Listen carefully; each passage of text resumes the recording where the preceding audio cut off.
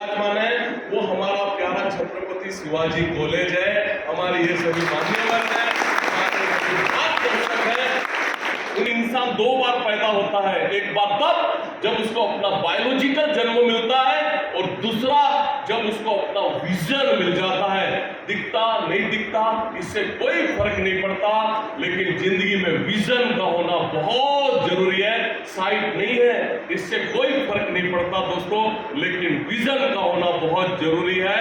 और मेरे हिसाब से तो बिना विजन की जिंदगी मतलब बिना फ्यूल की कार की तरह है, उसका कोई मतलब नहीं है। हाल के दिनों में काफी हर्डल से हम लोग निकले, तो कोविड गया, लॉकडाउन गया, तो रशिया, यूक्रेन, ताइवान, चाइना कुछ न कुछ लगा रहा पूरी दुनिया में, उसका काफी असर हमारी भी जिंदगी में हुआ। लेकिन वॉरेन बफेट से लेकर रॉबर्ट कियोसाकी तक ने दुनिया की ऊंची से ऊंची मंजिल के टेरेस पे खड़े रहकर हर बार एक ही बात की कि जहां पर क्राइसिस है वहां पे अपॉर्चुनिटीज है। अगर इस तरह से दिखता नहीं है कोई शारीरिक अक्षमता है, अगर ये क्राइसिस है, तो मुझे लगता है कि इससे बहुत कुछ आगे जाने के लिए अपॉर्चुनिटीज भी निर्माण होती है। और इसके लिए प्राचार्य सर, मैं हर बार कहता हूं कि अपनी उलझनों से ही हमें, जो हमारे प्रॉब्लम है, जो हमारी दिक्कतें हैं, कि अपनी उलझनों से ही हमें अपनी मुश्किलों के हल मिले। जैसे टेढ़ी मेढ़ी शाखों से हमें ढेरों रसीले फल मिले और उसके खाद जरूर होगी, तभी तो जाके सागर से हर बार गंगा जल मिले। तो ये जिंदगी का जो खारापन है वही हमें और मजबूत करता है। बचपन से लेकर आज तक जब भी प्रॉब्लम्स आए, हर्डल्स आए, उन दिनों से माँ मेरी सबसे बेस्ट फ्रेंड थी। मेरे सर पर हाथ फेर कर उसने हर बार एक ही बात कही कि भावेश, तू दुनिया को नहीं देख सकता, इसका मतलब ये नहीं कि आप तकिए में मुंह डालकर रो। अरे घर से बाहर निकल और कुछ ऐसा करने की कोशिश कर, कुछ हट के करने की कोशिश कर कि जिस दुनिया को तू नहीं देख सकता, एटलीस्ट वो दुनिया तेरी तरफ देखने की शुरुआत करे। दोस्तों, तो कुछ रिसर्च वाली बात भी बता दूं कि जब माँ सर पर हाथ फेरती है ना, तो बाल यूं बड़े बड़े हो जाते हैं, लेकिन इसके विपरीत जब बीबी सर पर हाथ फेरती है तो मेरी हालत देख रहे हो क्या हो रही है। अगली बार आऊंगा ननौरे साहब, आपके कारण मैं दूसरी बार इस प्यारे से इस एनर्जिक वातावरण में आ पाया, आपका बड़ा धन्यवाद करता हूं। लेकिन कब कभी भविष्य में आने का मौका मिला तो कुछ गर्लफ्रेंड वाले भी रिसर्च है मेरे पास में, मैं आपके साथ में जरूर शेयर करना चाहूंगा। माँ के आशीर्वाद ही थे। विठल सर के 16 साल की उम्र में विद्मा वन साइडेड फ्रेंड, जिसको एक ही पैर है, हम दोनों ने मिलकर टेंडम साइकिल बनाई थी, 2 पेडल वाली साइकिल। उसका काम था हैंडल और ब्रेक संभालना और पीछे बैठ के मैं पेडलिंग करता। और इस तरह से गोंदिया महाराष्ट्र से नेपाल, काठमांडू और वापस गोंदिया, हमने 6000 किलोमीटर की साइकिल टूर की थी 45 दिनों में, जिसको लिम्का बुक को लेकिन ये हर्डल, स्पीड ब्रेकर, गायकवाड़ साहब, ये जो हर्डल, स्पीड ब्रेकर, परेशानी, तकलीफ, ये जो शब्द है वो कभी अकेले नहीं चलते, पूरे परिवार के साथ में चलते हैं। और मेरे साथ भी यही हुआ। एक हाथ में एमए की फर्स्ट क्लास की 2 डिग्रियां थी, लेकिन मां नहीं थी। उन्हीं दिनों 4 स्टेज ब्लड कैंसर से मां का निधन हो चुका था, लाखों रुपए का कर्जा, 50-50 हजार की इंजेक्शन उन दिनों अमेरिका से मंगाए जाते थे मां की कीमोथेरेपी के लिए। मां को तो नहीं बचा सके, लेकिन मैं और डैडी बिल्कुल फुटपाथ पे थे। मैं सिंगल चाइल्ड और ब्रदर सिस्टर कोई है नहीं, डैडी को संभालना था। डैडी इन सब परेशानियों के चलते जिंदगी भर के लिए स्किज़ोफ्रेनिया के मरीज हो चुके थे, उनको लेके आगे बढ़ना था। बचपन से क्रिएटिविटी की चाह थी। 14-15 साल की उम्र में कुछ फैंसी कैंडल्स हाथ में लगी थी, तब लगता कि यही मेरे लिए ठीक है। आगे चलकर माँ के जो कहे हुए शब्द थे कि कुछ अलग करने की कोशिश जरूर करना, तो Mumbai national association for the blind के पुनर्वसन केंद्र में 1 साल रह के कुछ प्लेन कैंडल बनाने की ट्रेनिंग ली, कुछ मसाज की भी ट्रेनिंग मिली, सब सर्टिफिकेट लेके मेरा होम टाउन जो महाबलेश्वर है मैं आया। मुझे तो 5000 रुपए चाहिए थे मेरी इस इंडस्ट्री को खड़ा करने के लिए, लेकिन बैंकों के पास वे भी नहीं थे। वैसे आप सब जानती हैं कि बैंकिंग उन्हीं को कर्जा देती है जिनको खरे अर्थ में उसकी आवश्यकता नहीं होती। तो मसाजिस्ट के तौर पर काम करके आजू बाजू के होटल और रिसोर्ट्स में 5, 10, 20 रुपए जमा करके मैंने 5000 रुपए जोड़े, जो मेरी इस इंडस्ट्री को खड़ा करने के लिए चाहिए थे। जो पैसे बच गए उसमें से एक सादी मोमबत्ती की डाई और 20 किलो कच्चा माल खरीदा और एक छोटे से भाड़े के कमरे में मैंने सनराइज कैंडल की नींव रखी। लेकिन शिवलिंग साहब, हम हमारी चीजें बनाई हुई बेचे नहीं, तब तक काम आगे कैसे बढ़े? तो महाबलेश्वर के फुटपाथ पे 50 रुपये भाड़े पे, डेली बेसिस पे 50 रुपये भाड़े पे खाद गाड़ी लेकर दिन भर की बनाई हुई कैंडल वहां पे बेचने की कोशिश करता। लेकिन आज मैं बिल्कुल फक्र के साथ कह सकता हूं कि उस हैंड कार्ड पे जो भी मैंने सबसे सही काम किया वो था कि जो भी सामने ग्राहक आए उनको मैंने दिल से जोड़ने की कोशिश की। उन सभी ग्राहकों को मैंने अपना ब्रांड एम्बेसडर बनाया, क्योंकि मेरे एमए इकोनॉमिक्स के हर प्रोफेसर ने मुझे एक ही सलाह दी थी कि देखो भावेश, तुम एक अच्छी गुजराती परिवार से आते हो जो अक्सर बिजनेस करने के लिए जाने जाते हैं, लेकिन तुम अपने नाम की तरफ बड़े इमोशनल किस्म के इंसान हो। आगे बढ़ना है, बिजनेस करना है, तो हमारी एक बात ध्यान रखो, सिर्फ और सिर्फ अपना दिमाग लगाओ और कोई बात सोचने की जरूरत नहीं है। आज सालों बीत गए, लेकिन आज तक मैं अपने प्रोफेसरों की उन बातों को समझ नहीं पाया। मैं समझता हूं बिजनेस तो क्या, किसी भी क्षेत्र में अगर सफल होना है तो दिमाग से ज्यादा उसमें अपना दिल लगाना बहुत जरूरी है, क्योंकि दिमाग प्रकृति ने भले सबसे ऊपर की मंजिल पे दे दिया गणेश भाई साहब, लेकिन कई बार वो संजोगवश जमीन से नीचे की बातें सोचने के लिए मजबूर हो जाता है।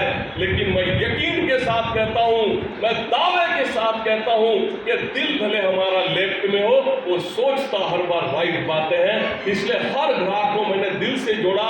आप भी आगे चलकर अपना फैमिली बिजनेस शुरू करोगे, स्पोर्ट्स के साथ साथ में आप पढ़ाई पूरी करके अपना कोई स्टार्टअप शुरू करोगे, कुछ बिजनेस शुरू करोगे, लेकिन हर एक ग्राहक हमारे लिए कितना महत्वपूर्ण होता है, ये छोटी सी घटना के साथ मैं आपको शेयर कर सकता हूं। उस हैंड कार्ड पे जब भी मैं अकेला होता, मैं कस्टमर बिहेवियर के ऊपर मैं काफी रिसर्च करता, मेरे प्रोडक्ट को छूकर आपस में वो क्या बातें करते, इस तरह से मैं अपनी मार्केटिंग की स्ट्रेटेजी तैयार करता।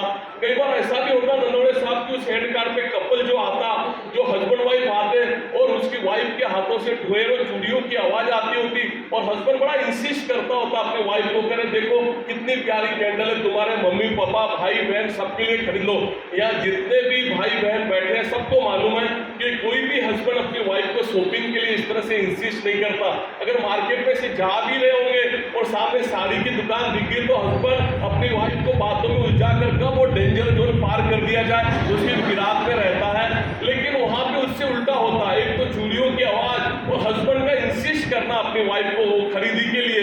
तब मेरे कस्टमर बिहेवियर के रिसर्च मुझे बता देते कि जो सामने खड़ा बंदा है नया नया शहीद हुआ लगता है, उसको अपनी शादीशुदा जिंदगी की कोई खास अनुभव नहीं है। और ऐसे एक कपल का आना, वही चूड़ियों की आवाज, वही इंसिस्ट करना, और मुझसे रहा नहीं गया। पूछने पे पता चला 10 दिन पहले उनकी शादी संपन्न हुई।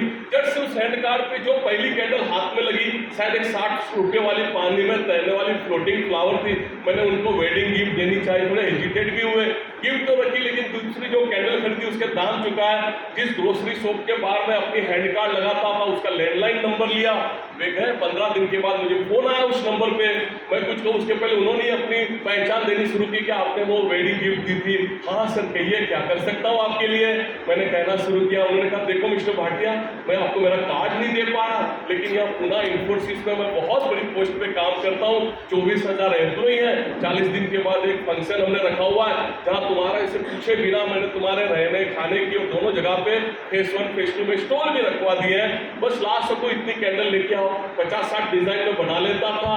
कई दिन 2 गाड़ियां भरकर कुछ दोस्तों को मदद के लिए लेकर मैं पहुंच गया इंफोसिस, जैसे उन्होंने वादा किया था। हर प्रकार की व्यवस्था मेरे लिए कर रखी थी।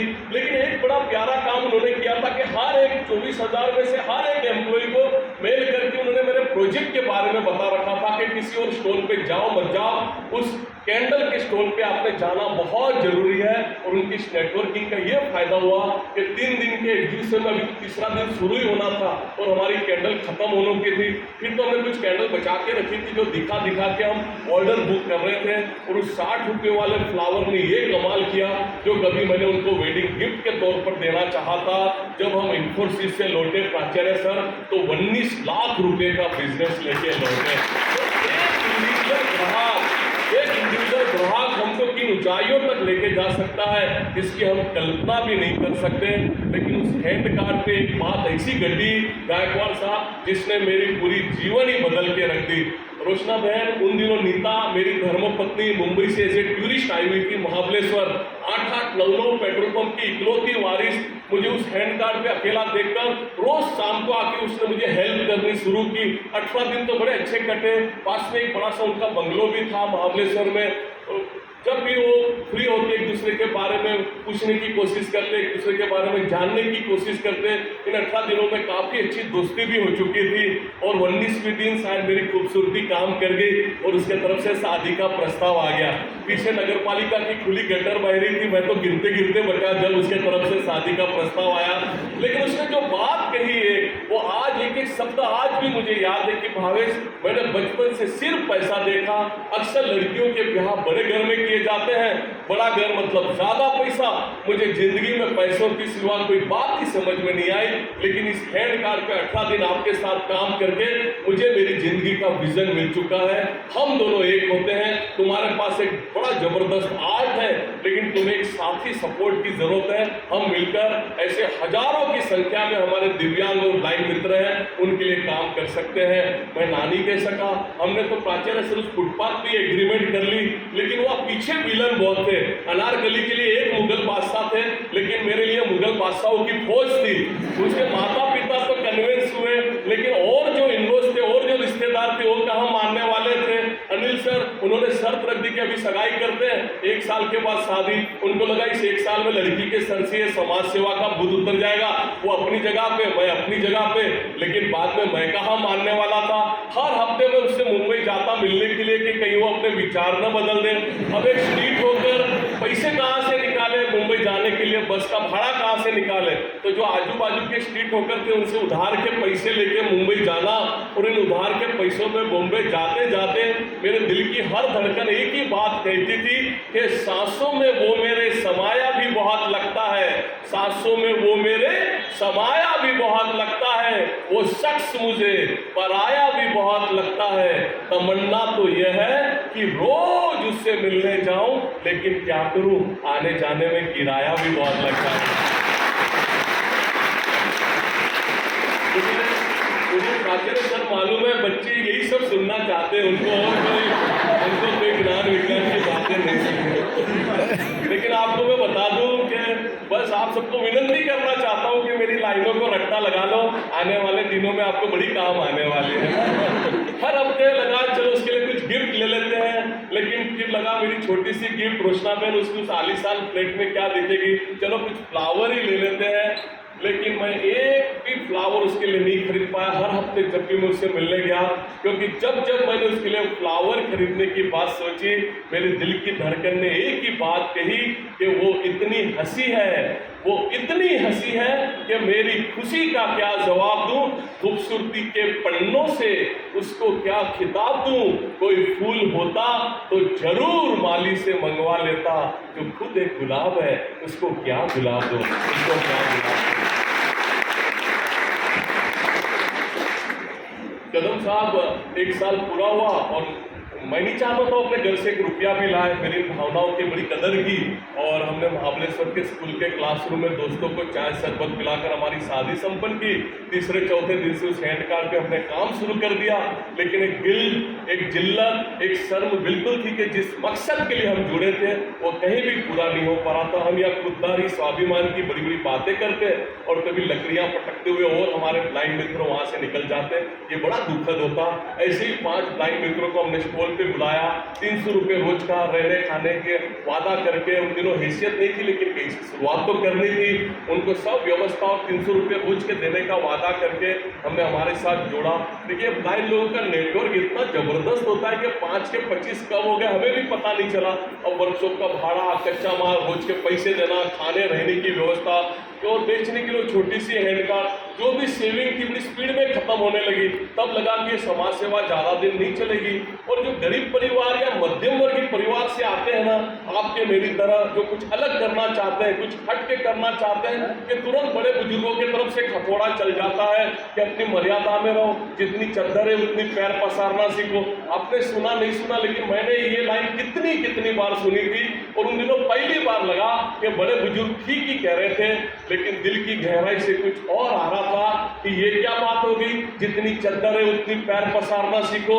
अरे उस निर्जीव चद्दर के लिए हम अपने सजीव पैर को क्यों तकलीफ दें? हमारे पैर जितने लंबे हैं उतनी बड़ी चद्दर बनाने की हम कोशिश क्यों नहीं कर सकते? और इन विचारों ने एक जबरदस्त ऊर्जा भर दी। उन्हीं दिनों मैंने रेडियो पे डॉक्टर अब्दुल कलाम साहब की बड़ी खूबसूरत एक स्पीच सुनी थी, जिसकी एक लाइन मुझे इतनी अच्छी लगी, जिसको मैंने अपना गुरु मंत्र बनाया कि इंतजार करने वालों के हाथ में उतना ही आता है जितना कोशिश करने वाले छोड़ दिया करते हैं। वाट पाहणाऱ्यांचे हातात तेवढा देतो जेवढा प्रयत्न करणारे छोड़ून देतात। इस लाइन से प्रेरणा लेकर बड़े बड़े इंफ्रास्ट्रक्चर की राह न देखते हुए, बड़ी बड़ी इमारतों की राह न देखते हुए, एक लीन एक माइक्रो प्रोजेक्ट पे काम करते हुए गायकवाड़ साहब हमने आगे बढ़ना शुरू किया। जहां टेबल मिली हमने हमारा शोरूम खड़ा कर दिया, जहां कमरा मिला हमने हमारी मैन्युफैक्चरिंग शुरू कर दी। आजू बाजू के जिलों से होते हुए आजू बाजू के राज्यों के हमारे दृष्टिबाधित ब्लाइंड मित्र हमसे जुड़ना चाहते थे। हमने कंपनी को डिजाइन ही इस तरह से किया कि इसमें कोई मालिक नौकर न हो। जितना मैन्युफैक्चरिंग का काम था नंग पे डाला गया, मार्केटिंग पूरा डिडक्शन पे, इसलिए हर एक इंडिविजुअल अपना 100% देने लगा। और इसका नतीजा ये हुआ कि जो कभी एक डिजाइन से शुरुआत की थी, आज सनराइज कैंडल 30 सालों में 10,700 से ज्यादा डिजाइन प्रोड्यूस करती है। जो 20 किलो से शुरुआत की थी, गए साल हमें 3000 मेट्रिक टन से ज्यादा कच्चा माल कम पड़ गया। करीब 70 देशों में, पूरा यूरोप, मिडल ईस्ट और अफ्रीकन कंट्रीज में हमारे प्रोडक्ट एक्सपोर्ट होते हैं। और सबसे खुशी की बात है, जैसे प्राचार्य सर ने कहा, 9,500 से ज्यादा मेरे दृष्टिबाधित मित्र एक 20-25 हजार से लेके 40-50-60 हजार रुपया मंथली इनकम पाकर अपने घर पर पैर पे खड़े हैं। जो घर उनको संभालने के लिए तैयार नहीं थे, आज काम करके पैसा भेजकर वे अपने घर संभालने लग गए। और हम ईश्वर खुदा को थैंक यू क्यों ना कहें कि उन्होंने 2 के बदले ये 10-10 आंखें बख्श दी। ठीक है ना, नहीं दिखता, लेकिन आज हमारी बनाई हुई कैंडल्स पूरे जहां को रोशन कर रही है। इससे ज्यादा खुशी की बात हो सकती है। लेकिन दोस्तों याद रखें, कोई भी अपॉर्चुनिटी संधि तक आके हमारा दरवाजा नहीं खटखटाती, हमें खुद हमारी अपॉर्चुनिटी क्रिएट करनी पड़ती है। ऐसा ही एक वाक्य हुआ जब 2008 में रिलायंस इंडस्ट्रीज के तरफ से हमें एक नेशनल अवार्ड घोषित हुआ। मुकेश अंबानी और मान्यवर नीता अंबानी वो अवार्ड देके गए, लेकिन उनके वाइस प्रेसिडेंट सर हम अपनी कार में बिठाकर नरीमान पॉइंट में अपने ऑफिस में ले गए। अपनी केबिन में ले जाकर मुझे प्राचार्य सर मेरे हाथ में एक कवर देते हुए कहा कि इसमें 51 लाख का चेक है, और एमडी साहब जो मुकेश अंबानी साहब वो चाहते थे कि ये कवर आप तक पहुंचे। उन दिनों वहां के संस्कार गायकवाड़ साहब काम आ गए। जट से मैंने वो कवर उनको वापस देते हुए कहा, नहीं सर, मुझे पैसों की नहीं, मुझे काम की जरूरत है, आप दे सकते हैं तो मुझे काम दीजिए। और ये बात उनको इतनी अच्छी लगी कि 2008 से टिल टुडे रिलायंस इंडस्ट्री की हर न्यू ईयर गिफ्ट बनाने का हमें मौका मिला। शिवलिंग साहब मुझे बताइए, इससे बड़ी बिजनेस की बात, इससे बड़ी एंटरप्रेन्योरशिप की बात क्या हो सकती है कि 2008 में कभी 51 लाख का चेक लौटाकर 2008 से टिल टुडे करीब 135 करोड़ से ज्यादा का काम रिलायंस हमें अब तक दे चुकी है। मेरी बायोग्राफी तैयार हुई तो उसकी प्रस्तावना भी श्रीमती नीता अंबानी जी ने लिख दी। जब 11 मार्च 2019 में आकाश अंबानी जी की शादी हुई तो वहाँ हमें उन वीवीआईपी गेस्ट में हमें भी बुलाया गया। तो सबसे बड़ी जो फायदा हुआ, रिलायंस का पैसा न लेकर के जब उनका परचेस ऑर्डर आया तो काफ़ी कंपनियों ने हम पे भरोसा करना शुरू किया। और आज काफ़ी बड़े बड़े सीमेंट मैन्युफैक्चरर, फार्मास्यूटिकल्स हैं, होटल ग्रुप्स हैं, उन सब के लिए हम काम करते। कंपनी के ट्रेडमार्क सिंबल से लेके हर चीज हम होम में बना लेते हैं। 2014 में हमने किंगफिशर जो कंपनी है उसके लिए 3.5 लाख बियर मग बनाए थे। अब ये तो विद्या का मंदिर है, ये मैं प्रोडक्ट भी नहीं बता सकता, लेकिन एक सैंपल के तौर पर मैं एक प्रोडक्ट आपके लिए लेके आया था जो आपके साथ मैं शेयर करना चाहता हूँ। इस तरह से हमने 3.5 लाख बियर मग हमने किंगफिशर के लिए बनाए थे। अब ये देखकर मुंह में पानी लाने की आवश्यकता नहीं है क्योंकि ये मोम से बना हुआ है ना, और ये चिल्ड भी नहीं है। Combination with gel and hardware के साथ हमने ऐसे 3.5 लाख पीस किंगफिशर के लिए बनाए थे। लेकिन गायकवाड़ साहब, प्राचार्य सर, शिवलिंग भाई साहब, हम रोज सुबह उठकर ईश्वर खुदा का बहुत बहुत धन्यवाद करते हैं कि विजय माल्या जी देश छोड़कर भागे, उसके पहले हमारा पेमेंट देके गए, नहीं तो मैं अभी यहाँ पे नहीं होता। अभी मैं मेरे परम मित्र विक्रम भाई साहब के साथ में मैं इंग्लैंड के चक्कर लगाता होता वसूली के लिए। अभी यहाँ पे 500 से ज्यादा मैनेजमेंट कॉलेज हमें केस स्टडी करती हैं, लेकिन मैं उन तमाम विद्यार्थियों से कहता हूं कि अगर आप आगे बढ़ना चाहते हैं तो पहले चीजों को बेचना सीखें, मार्केटिंग सीखें। बनाना तो फिर भी आज नहीं तो कल आप सीख ही जाओगे, क्योंकि हम दुनिया की कोई भी भाषा उठा लें उसमें हमें ये कहावत मिलेगी कि अगर मिट्टी भी बेच सकते हो, अदरवाइज आप सोना भी नहीं बेच सकते। तो मार्केटिंग सबसे जरूरी है, बोलना सबसे जरूरी है। हर एक